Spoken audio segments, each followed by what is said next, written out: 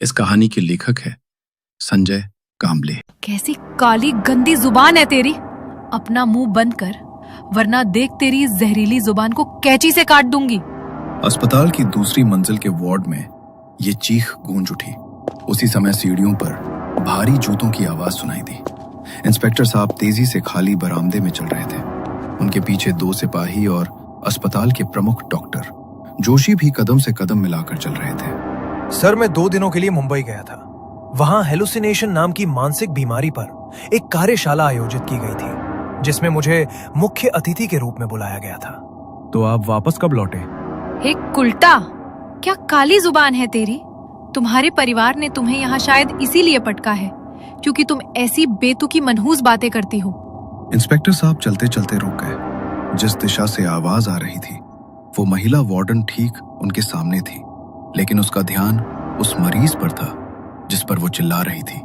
वो मुड़ी और अचानक इंस्पेक्टर को अपने ठीक पीछे खड़ा देख सहम गई। जरा बीच में से हटने की जहमत उठाएंगी? माफ कीजिए सर। मावशी डरकर एक तरफ हो गई। इंस्पेक्टर साहब ने आगे बढ़कर उस आधे खुले दरवाजे से भीतर झांका। कमरे में गहरा अंधेरा था। कोने में एक मरीज बैठा था जिसका चेहरा साफ नहीं दिख रहा था, बस उसके चश्मे के सफेद कांच अंधेरे में चमक रहे थे। इंस्पेक्टर ने महसूस किया कि उस मरीज की नजरें अपनी कोठरी से निकलकर सामने वाले कमरे पर टिकी थीं। ये पीछे वाला कमरा किसका है और आप कौन है? मैं यहाँ की वार्डन हूँ सर, मुझे सब मावशी कहते हैं। इंस्पेक्टर ने बिना कुछ कहे उस बंद कमरे का दरवाजा खोला। डूबते सूरज की तिरछी किरणें कमरे के गंदे फर्श पर पड़ी। कमरे से एक अजीब सी सड़ांध आ रही थी, मानो महीनों से सफाई ना हुई हो।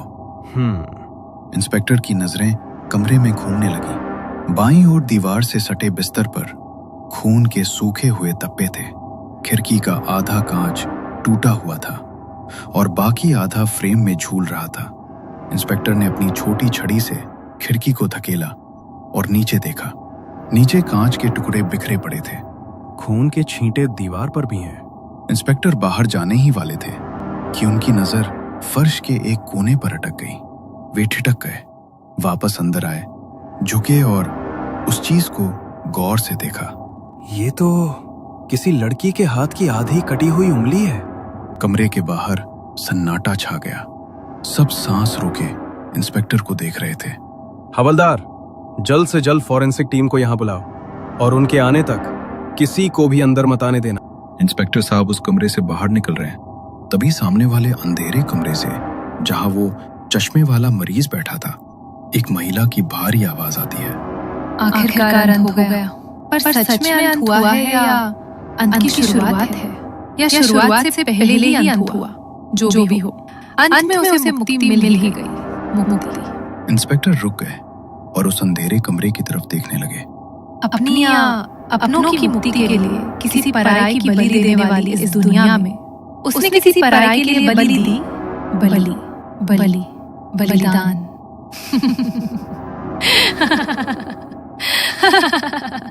उस पागल महिला की बहकी बातें सुनकर महिला वार्डन ने गुस्से से उसके कमरे का दरवाजा बंद कर दिया और बोली, सर, ये सुजाता है। इसे वो बीमारी है, क्या नाम है उसका? हेलुसिनेशन। हाँ वही। इसे भूत प्रेत दिखते हैं। कैसे कैसे अजीब लोग आते हैं इस पागल खाने में। इंस्पेक्टर साहब ने उसकी बातों को नजरअंदाज किया और आगे बढ़े। वे गलियारे के अंत में बने जर्जर बाथरूम के पास पहुंचे। वहां अस्पताल का चौकीदार और मावशी का पति खड़े थे, जो पुलिस को देखते ही सहम कर हट गए। अंदर कोई है? कोई जवाब नहीं आया। इंस्पेक्टर अंदर दाखिल हुए। सफेद फर्श पर मुंह के बल एक लाश पड़ी थी। पास ही एक स्टेनलेस स्टील का धारदार चाकू पड़ा था, जो बल्ब की पीली रोशनी में चमक रहा था। गला रेत कर मारा गया है। चाकू के दांतों में मांस के लोथरे और सूखा खून फंसा था। गले से बहा खून फर्श पर जम चुका था, जिससे वहां एक गाढ़े लाल रंग की मोटी परत बन गई थी। मरने वाले की आंखें खुली थी और शीशे की तरफ देख रही थी। इंस्पेक्टर ने शीशे पर देखा। वहां खून से 2 शब्द लिखे थे, लेकिन संदेश अधूरा था। हत्यारा अंदर आया, कत्ल किया, और आसानी से चला भी गया और किसी को भनक तक नहीं लगी। यहाँ का चौकीदार क्या कुंभकर्ण की नींद सो रहा था? सब खामोश थे। तभी इंस्पेक्टर की नजर वॉश बेसिन पर रखे एक मोबाइल फोन पर पड़ी। उन्होंने जेब से रुमाल निकाला और फोन को उठाया। डिस्प्ले ऑन है और साउंड रिकॉर्डर चल रहा है। शायद ये मैसेज कातिल ने रखा था वहां मौजूद हर एक के लिए। मोबाइल फ्लाइट मोड पर था। शायद कातिल नहीं चाहता था कि रिकॉर्डिंग के बीच कोई कॉल आए। इंस्पेक्टर ने रिकॉर्डिंग सेव की और प्ले बटन दबाया। एक गहरी खामोशी के बाद स्पीकर से एक युवक की आवाज गूंजने लगी। प्यार। लोग कहते हैं ये प्यार अंधा होता है।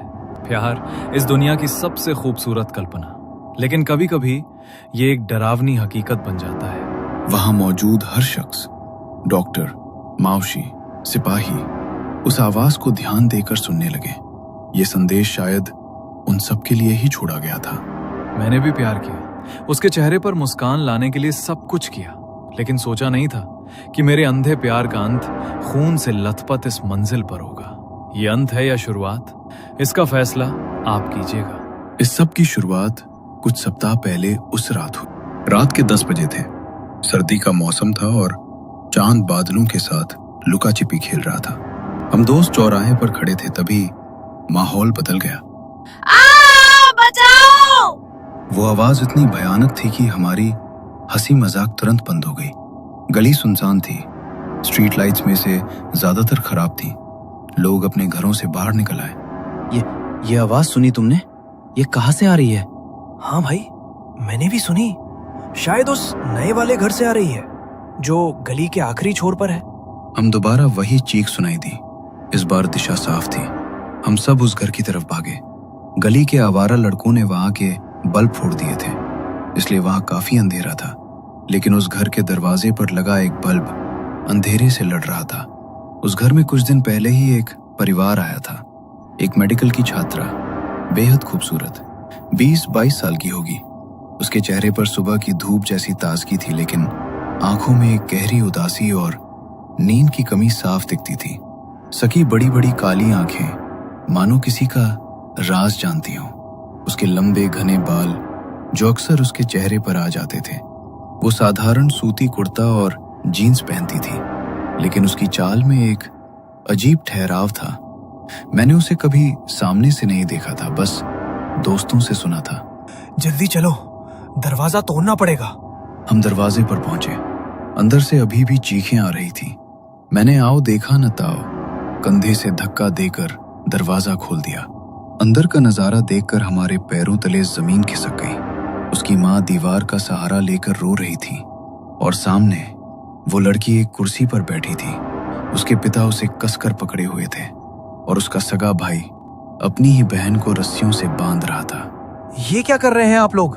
अपनी ही बेटी के साथ छोड़ दीजिए उसे। लड़की सिसक रही थी। वो सफेद गाउन में थी, बार बिखरे हुए। रस्सियों की रगड़ से उसकी कलाइयों से खून रिस रहा था। उसकी नीली आंखों में एक गहरी थकान थी, जैसे वो सदियों से लड़ रही हो। उसे देखते ही मेरे मुंह से बस एक ही बात निकली, कर्स्ड ब्यूटी, एक शापित सौंदर्य। घर के अंदर तनावपूर्ण माहौल था। लड़की की सिसकियां गूंज रही थीं। पिता की पकड़ धीरे धीरे ढीली पड़ गई। उनकी उंगलियां कांपने लगी और फिर जैसे उनकी सारी ताकत खत्म हो गई हो, वे वहीं जमीन पर बैठ गए। अपने दोनों हाथों से चेहरा ढककर वे फूट फूट कर रोने लगे। ऐसा लग रहा था जैसे उनके कंधों पर पूरी दुनिया का बोझ आ गया हो। शांत हो जा मेरी बच्ची, भगवान के लिए शांत हो जा। तेरी माँ यहीं है, तुझे कुछ नहीं होने देगी। माँ ने उसके चेहरे से बाल हटाए। अब मैं उसका चेहरा साफ देख पा रहा था। वो वाकई खूबसूरत थी, लेकिन उस खूबसूरती में एक खौफनाक परछाई थी।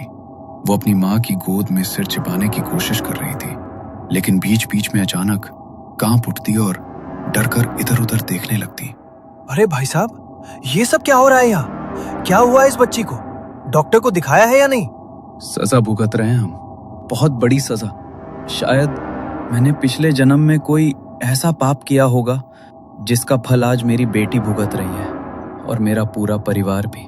उन्होंने ये तो कहा कि ये पाप का फल है, लेकिन असल में हुआ क्या था, ये बताने से साफ इनकार कर दिया। उनकी आंखों में एक ऐसा डर था जो बयां नहीं किया जा सकता था। भीड़ धीरे धीरे छट गई। हम सब वापस आ गए। उस रात मैं अपने बिस्तर पर लेटा था, लेकिन नींद कोसों दूर थी। क्या हुआ होगा उस लड़की को? ऐसी कौन सी बीमारी है जिससे वो मेडिकल स्टूडेंट होकर भी नहीं लड़ पा रही? और उसका परिवार, वे उसे बांध क्यों रहे थे? दीवार पर बल्ब के पास एक छिपकली एक कीड़े का शिकार करने के लिए घात लगाए बैठी थी। मेरी नजरें उस शिकार पर थीं, लेकिन दिमाग में बस वही चेहरा घूम रहा था, वो शापित सौंदर्य। आखिर कब तक वो ऐसे तड़पेगी? क्या मैं कुछ कर सकता हूँ? दूर कहीं किसी कुत्ते के रोने की आवाज आ रही थी। रात गहरी होती जा रही थी और साथ ही मेरे दिल में उस लड़की के लिए एक अजीब सी बेचैनी और आकर्षण भी गहराता जा रहा था। यहीं से शुरुआत हुई मेरे उस दीवानेपन की, जिसने आज मुझे और उसे इस अंजाम तक पहुंचा दिया।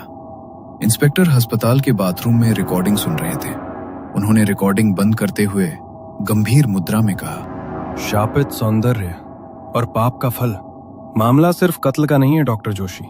इसकी जड़ें उस घर और उस लड़की की बीमारी में छिपी हैं। आखिर वो लड़का कौन था और उस अस्पताल में मिली कटी हुई उंगली के पीछे कौन सा खौफनाक रहस्य छिपा है? क्या उस उंगली का और उस रहस्यमयी लड़की का कोई गहरा कनेक्शन था? इन सारे सवालों के जवाब जानने के लिए देखिए संजय कांबले द्वारा लिखित प्रपोज कहानी का अगला एपिसोड।